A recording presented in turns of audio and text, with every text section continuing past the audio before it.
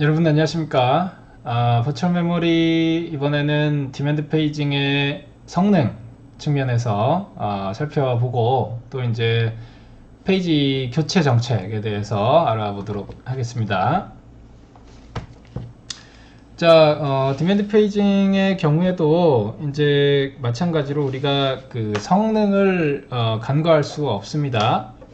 이 디맨드 페이징이라는 기법 자체가 메모리에 대한 테크닉이고, 메모리는 우리 컴퓨터 시스템에서 아주 빈번하게 접근이 이루어지는 리소스이기 때문에 이 메모리라는 리소스에 대해서 성능이 저하가 되게 되면 전체적인 시스템 성능 저하로 이어지게 됩니다.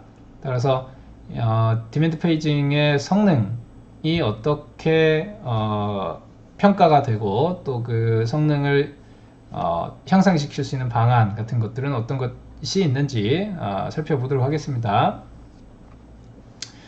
자, 우선 그 디맨드 페이징의 성능을 고려할 때에도 역시 우리가 이제 좀 확률적인 접근을 할 필요가 있습니다.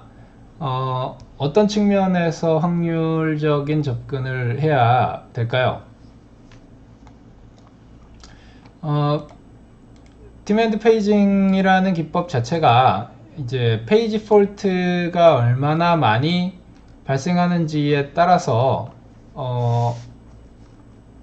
성능이 좌우가 될 테크닉이 되겠습니다.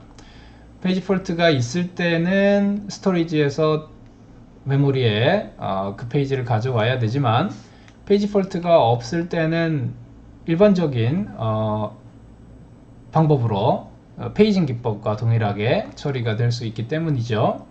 그래서 이 페이지 폴트 확률이 P라고 가정을 했을 때 그 P가 발생할 경우, 즉 이 EAT 수식의 두 번째 이 부분이 이제 페이지 폴트가 발생할 경우에 대한 고려인 거죠.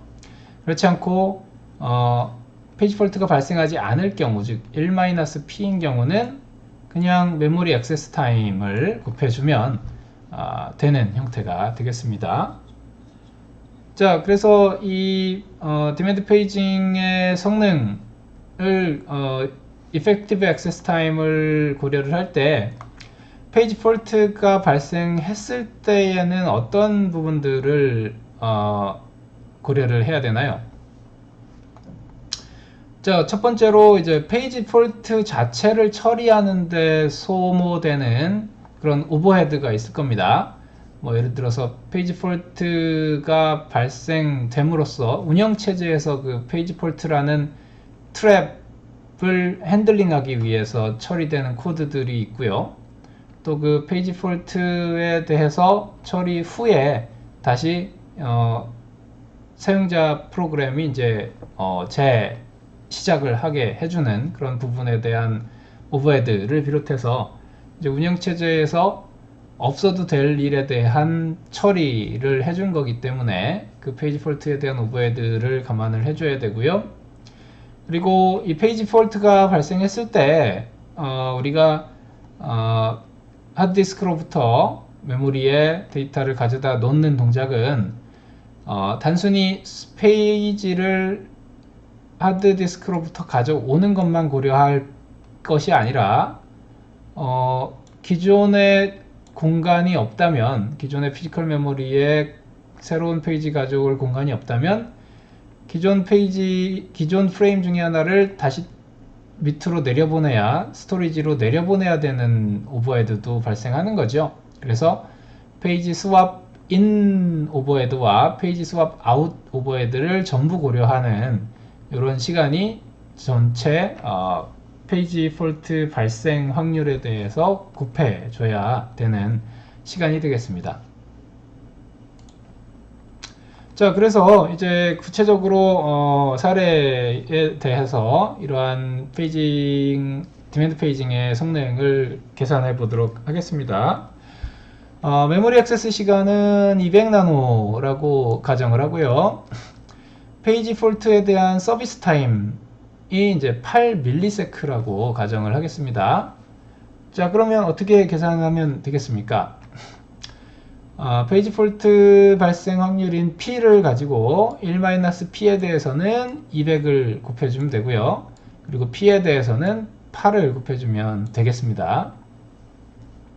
자, 이때 그 단위를 똑같이 맞춰주기 위해서 나노세크에 대해서는 그냥 200 써주고 8ms에 대해서는 이제 공을 6개 더 붙여도 주는 형태로 단위를 맞춰 주겠고요.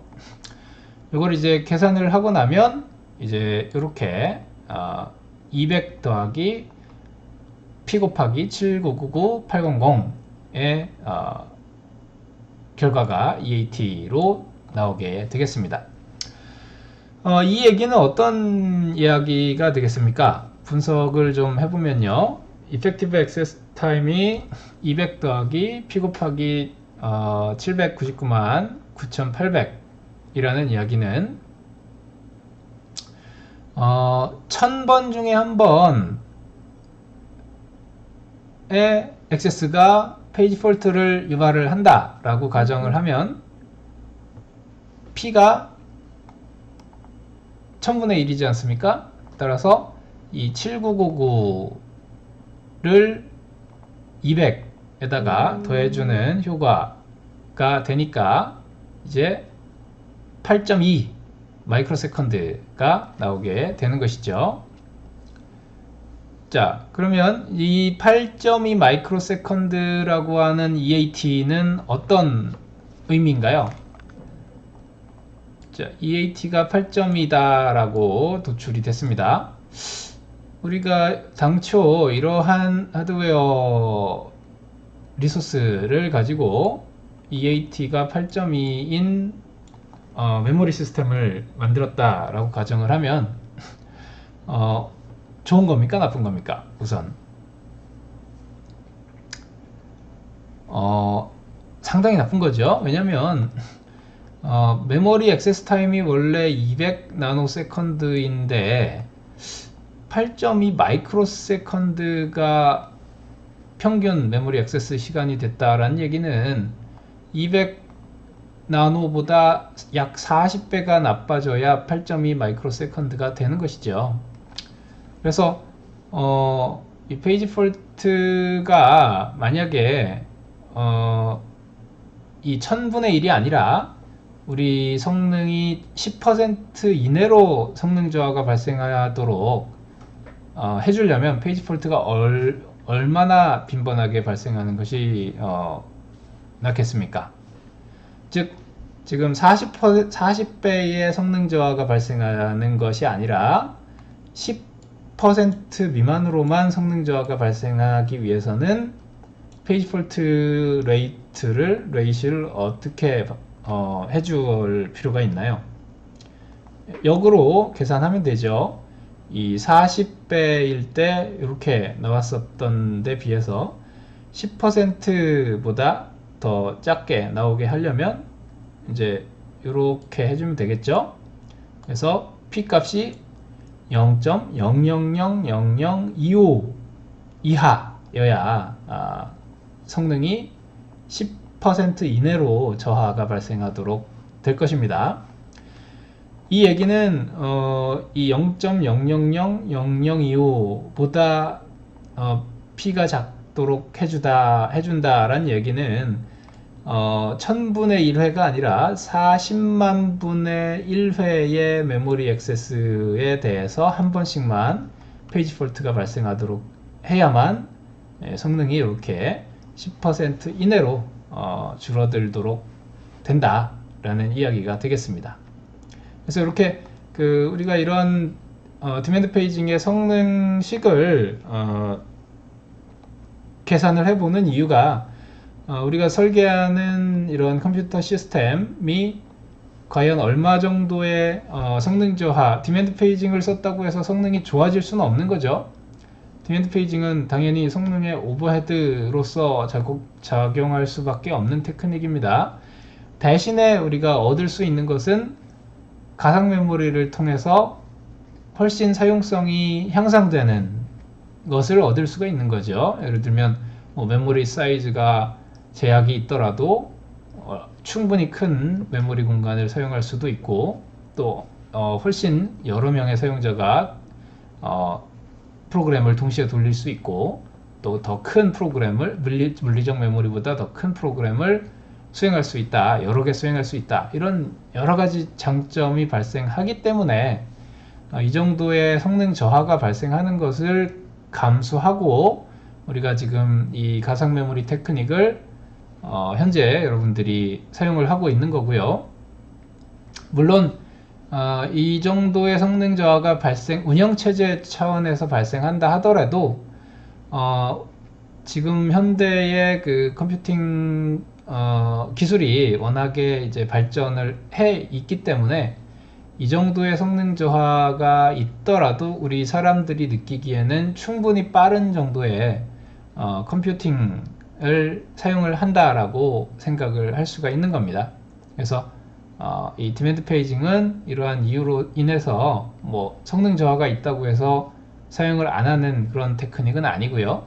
성능을 가급적이면 저하를 감소시켜주는 여러 가지 이제 테크닉을 써가면서 이 디맨드 페이징을 잘 사용을 하는 방법을 고안을 하는 그런 단계에 있습니다.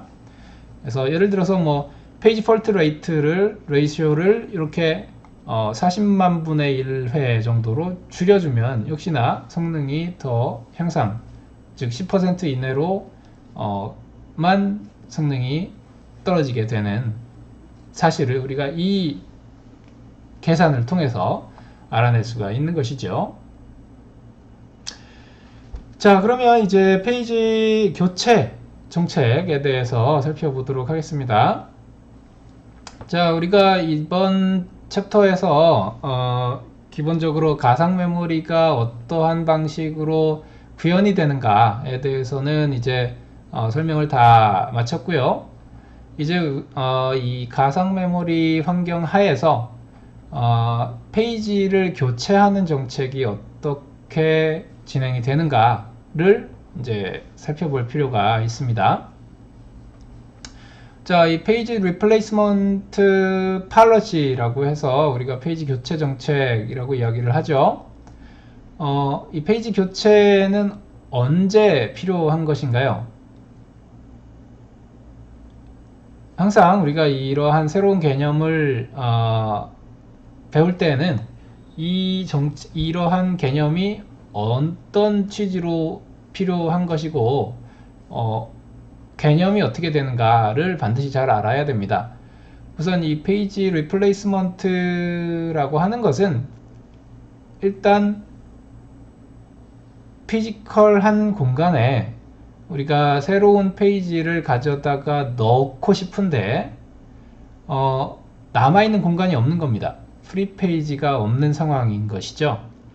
따라서 기존에 사용되고 있던 페이지 프레임 중에 하나를 빼내고 다른 프리 프레임을 확보하기 위해서 기존에 있던 페이지 중에 어떤 페이지를 교체할 것인지를 결정하는 단계가 바로 이 페이지 리플레이스먼트가 되겠습니다.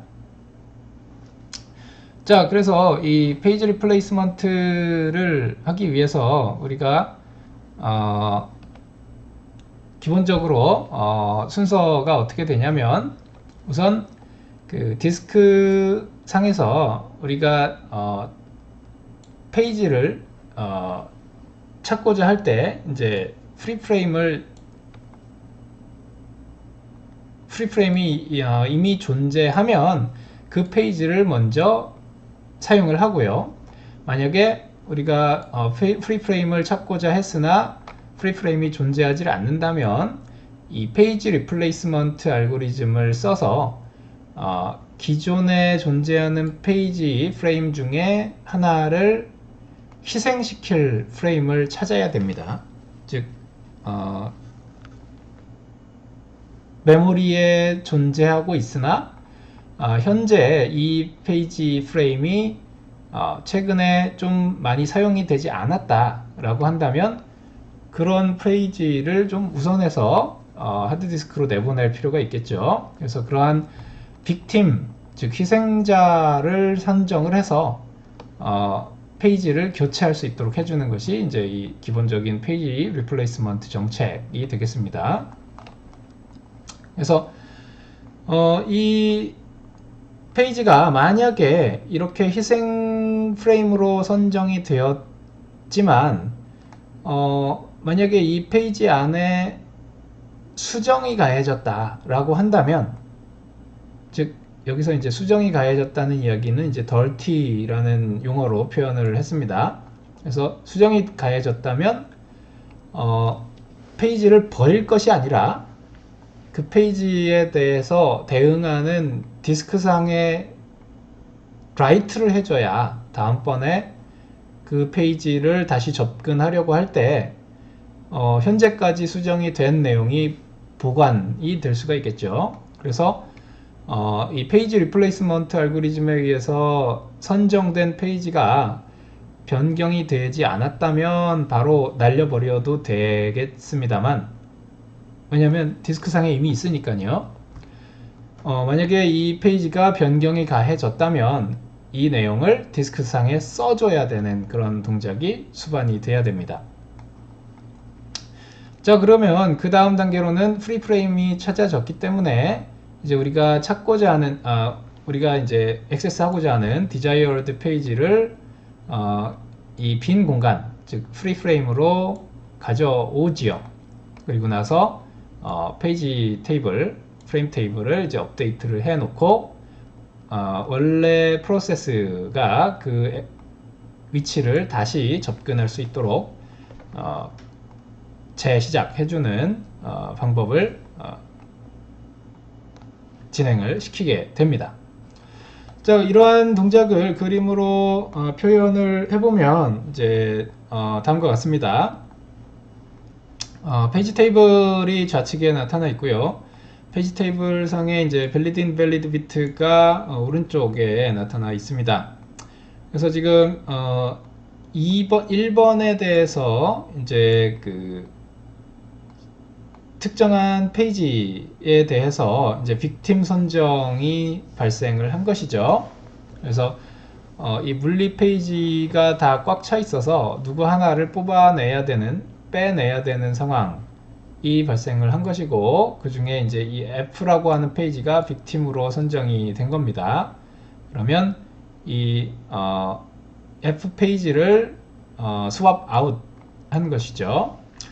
만약에 이 F 페이지가 변경된 내용이 없다면 굳이 swap out 하지 않고 이 메모리상에서 그냥 없애버려도 됩니다. 왜냐면 어차피 이 하드디스크 상에 이에 대응하는 내용이 저장이 되어 있을 것이기 때문에 그렇죠.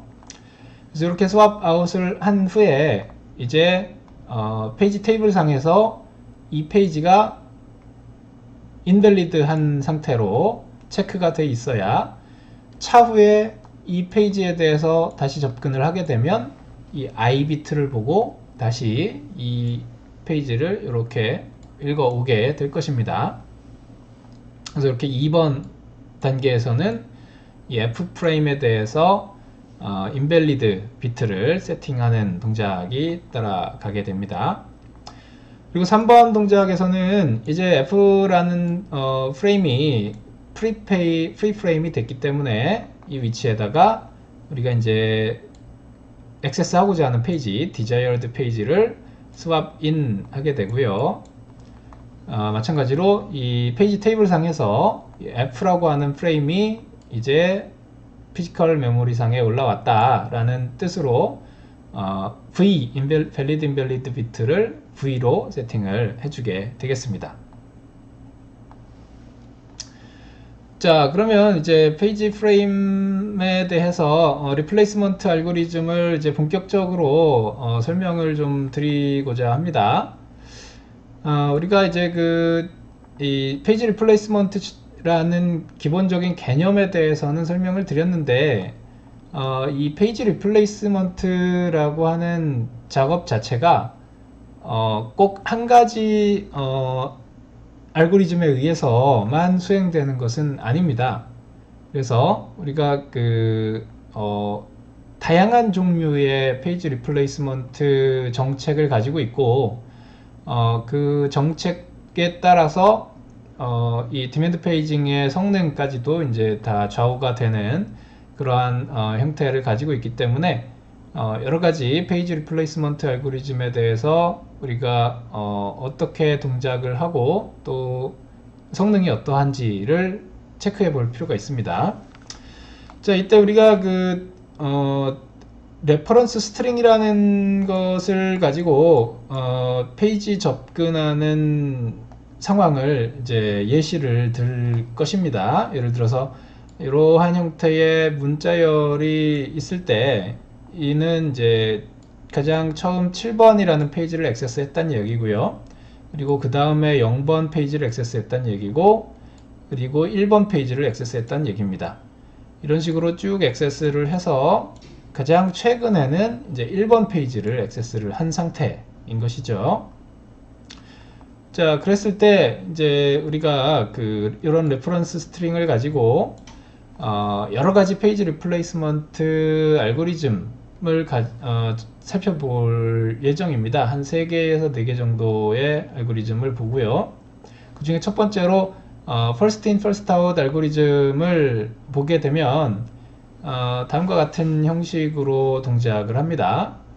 일단 이 First in, First out 알고리즘, FIFO 알고리즘은 처음 들어온 레퍼런스가 다음번에 가장 처음으로 나가게 되는 형태죠.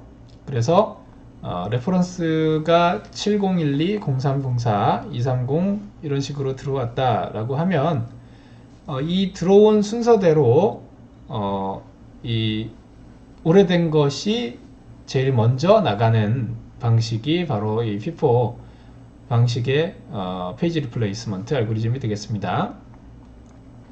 자, 편의상 우리가 이 상황에서 물리적 메모리가 오직 3개의 프레임으로만 구성이 되어 있다라고 가정을 하겠습니다. 그랬을 때 가장 첫 번째로 7번 페이지를 액세스를 할 것이기 때문에 7번이 이제 메모리상에 들어와 있게 되고요. 그 다음에 0번을 액세스를 하기 때문에 0번이 그 다음 들어오게 됩니다. 그리고 이제 1번이 들어오기 때문에 1번이 이제 세 번째 공간에 들어오겠죠.